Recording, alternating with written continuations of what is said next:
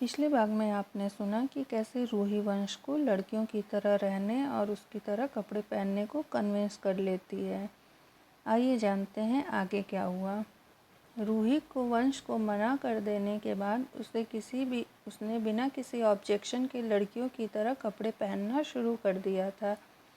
उसे बस इस बात की खुशी थी कि वो अपनी मम्मा के साथ रह रहा था। वंश अब सबके साथ अच्छे से घुल मिल गया था। सब उसे बहुत प्यार करने लगे थे। लगता ही नहीं था कि वो उनके घर का बच्चा नहीं है। शेखर जी और रोहन ने कुछ महीनों पहले अगरबत्ती और टिश्यू पेपर का बिजनेस शुरू किया था। वो अब अच्छा चलने लगा था। अब तो धीरे धीरे उनके ऑर्डर्स भी बढ़ने लगे थे। स्वाति राधिका जी की हेल्प करने के बाद लंच लेकर उनको ज्वाइन कर लेती थी। अपने काम से वापस आने के बाद वो सब अपना टाइम वंश के साथ बिताते थे। वो सब अपने अपने तरीके से वंश की फैमिली को ढूंढ रहे थे, लेकिन किसी को कुछ पता नहीं चल रहा था। सबके अपने काम पर चले जाने के बाद घर पर केवल राधिका जी, रूही और वंश ही रहते थे।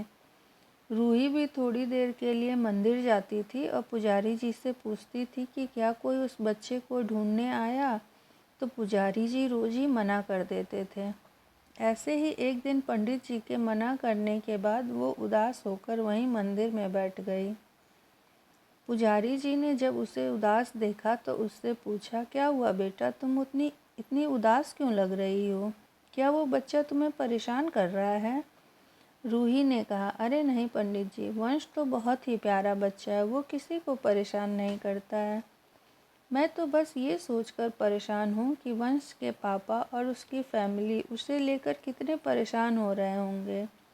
वंश ने जैसा बताया है उसके हिसाब से तो उसके पापा उससे बहुत प्यार करते हैं। जब वंश उनको नहीं मिल रहा होगा तो उनकी क्या हालत हो गई होगी।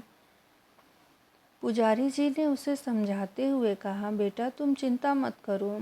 जब भोलेनाथ ने तुम्हें उस बच्चे से मिलाया है तो ज़रूर इसमें उनकी कोई मर्जी रही होगी। रूही ने कहा, देखते हैं आपके भोलेनाथ की क्या मर्जी है। इतना कहकर वो घर चली गई। पिछले कुछ दिनों से रूही को ऐसा लग रहा था कि कोई उसे फॉलो कर रहा है, लेकिन चारों तरफ देखने पर भी उसे कोई नज़र नहीं आता था। फिर रूही ने सोचा कि शायद ये उसके मन का वहम होगा, वरना यहाँ उसे कौन जानता है। घर पहुँचने पर उसने देखा कि आज सब लोग घर पर ही थे। उसे याद आया कि आज संडे है। उसे देखते ही वंश ने उसका हाथ पकड़ा और स्वाति के पास ले गया, जहाँ वो दोनों पहले से खेल रहे थे। थोड़ी देर बाद राधिका जी कुछ देखकर मुस्कुरा रही थी और उनकी आंखों में आंसू थे। ये देखकर शेखर जी ने कहा, क्या हुआ आपको, जो आप हंस भी रही हैं और रो भी रही हैं? राधिका जी ने एक तरफ इशारा कर दिया। शेखर जी और रोहन दोनों ने उस तरफ देखा तो रूही किसी बात पर हंस रही थी और स्वाति और वंश दोनों उसे घूर रहे थे। शेखर जी ने कहा, आज महीनों बाद उसे खुलकर हंसते हुए देखकर बहुत अच्छा लग रहा है। ऋषभ के जाने के बाद जो जिंदगी वो जीना भूल गई थी, वंश के आने के बाद थोड़ा खुलने लगी है। रोहन ने भी कहा, हाँ पापा, आप बिल्कुल सही कह रहे हैं। जो लड़की अपने रूम से बाहर ही नहीं आना चाहती थी, अब वंश उसे रूम में जाने ही नहीं देता है।